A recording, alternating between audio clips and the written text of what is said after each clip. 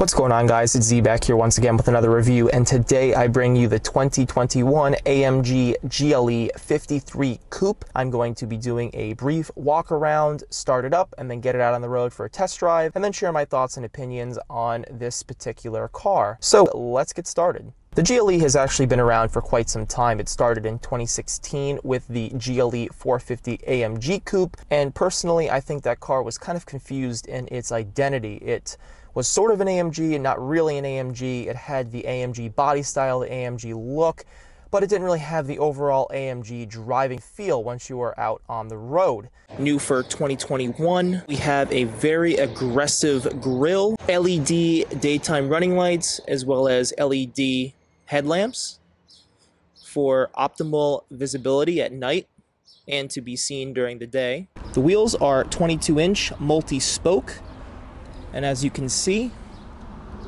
they are in a gorgeous black color, which complements the exterior, which is an obsidian black. Coming onto the side, we have a Turbo 4MATIC Plus badge. On the rear, we have redesigned taillights, which look, in my opinion, a lot better than the last generation model. Definitely fits the overall sleek back end. I love the look of the rear spoiler. It's not very large, but it definitely is noticeable. If you just look at that paint, the obsidian looks beautiful when it glistens as the sun hits it. We have quad pipe exhaust, and this particular model is outfitted with the sport exhaust system, and I'll give you that sound in a brief second.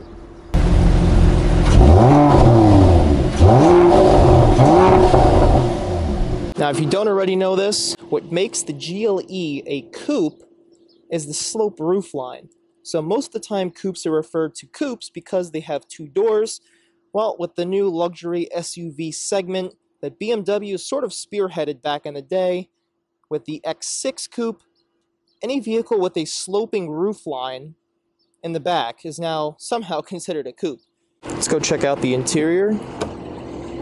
We have the AMG black Nappa leather. In this particular model, we have the multi-contour front seats. The front seats also have massage function. On this vehicle, we have the performance steering wheel, which is outfitted with both Alcantara on the sides and leather on the top and bottom.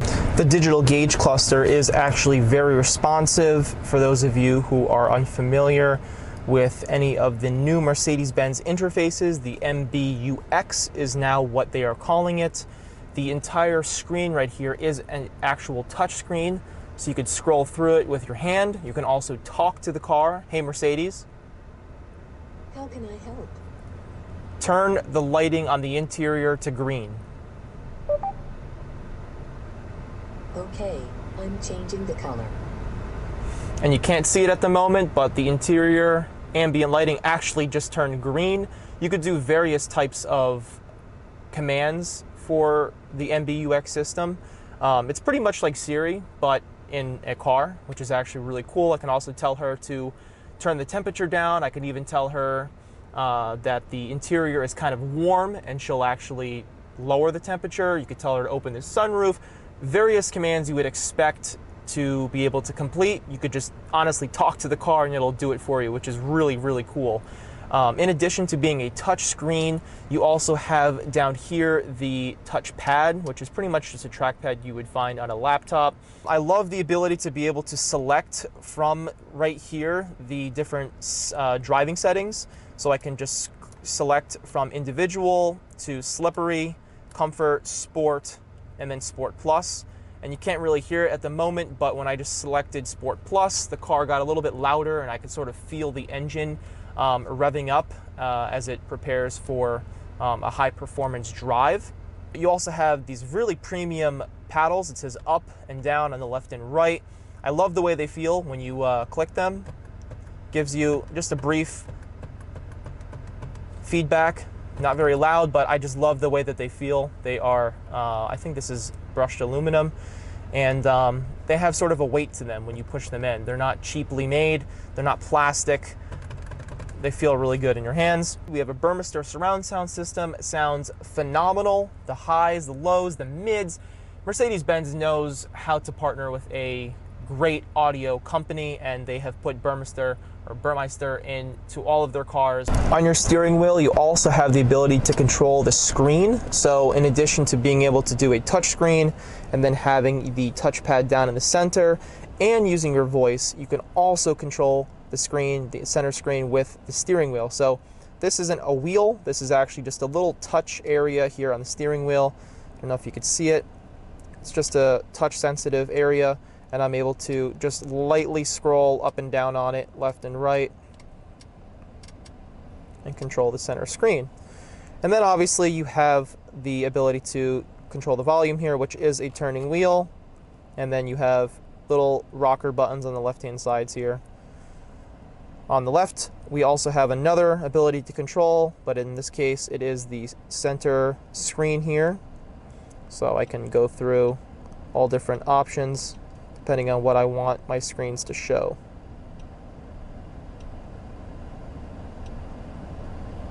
G-force consumption. And then if I scroll to the left using my finger, I can do the same thing. Being that the GLE is outfitted with one of the comfort packages, we do have the ability to activate multitude of different massage features. I personally am a fan of the active workout backrest. We also have the ability to change the ambient lighting to multiple different colors and set the brightness levels.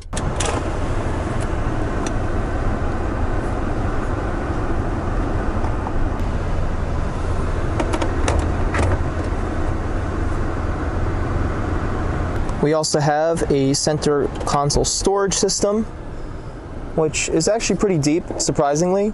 And inside we also have a USB-C port coming into the rear.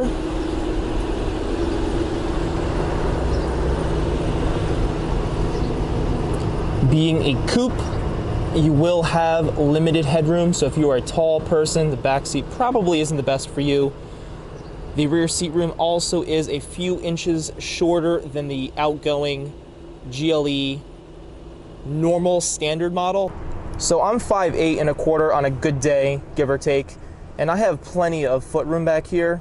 But like I said, if you're taller, if you have long legs, you may be sitting forward just a little bit, but Mercedes does assist you with that because they have these cutouts in the seat in front of you itself. A few cup holders in the center. Let's come to the trunk. Have a very large amount of space back here, surprisingly.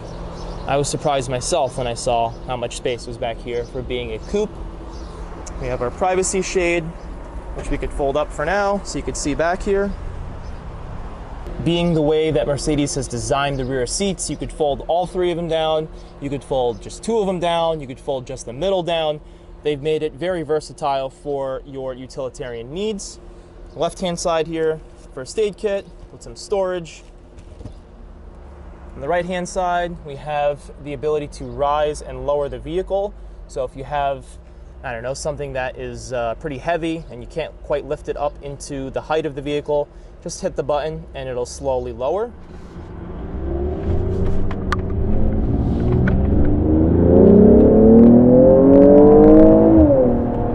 So that's just comfort mode. Switch it into Sport Plus.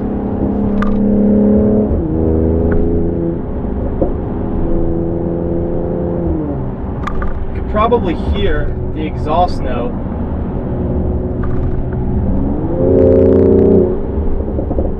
And there's a lot of pops and burbles, which I personally love. I love the way that a lot of these new sports SUVs are adopting sort of that pop and crackle sound from the exhaust. We're going to drop it down a couple of gears. Yeah, it sounds awesome. Even the downshifts are pretty nice. Let's give it a hard brake here.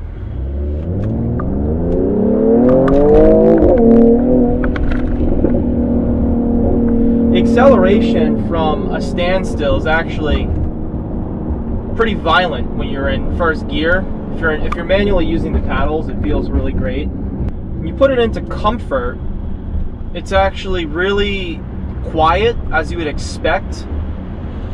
But when you put it in a Sport Plus, you can hear that rev go right up in the tack. And the second you start putting a little bit of gas onto it, the car comes alive. It's just night and day.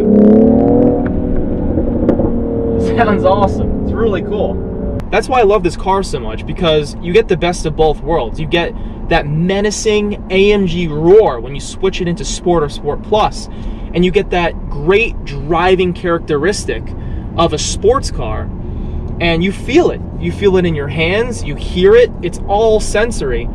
And then you could just switch it into a comfort setting or a normal setting, and it becomes your everyday SUV to take your kids to school, to go grocery shopping, and do your daily activities. Fill it with lumber, go to the airport. But the second you switch it to any of its sporty modes, it's just a whole nother animal.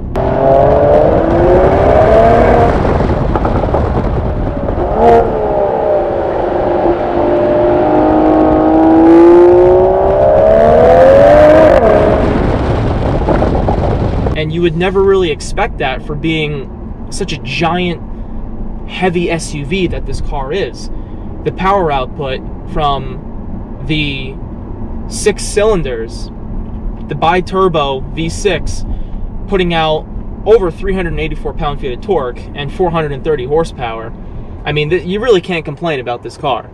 There's minimal turbo lag. I have to say that they did that very well. A lot of these performance cars will they'll struggle with putting power down, but the turbo lag is almost non-existent, especially when you're in that first gear.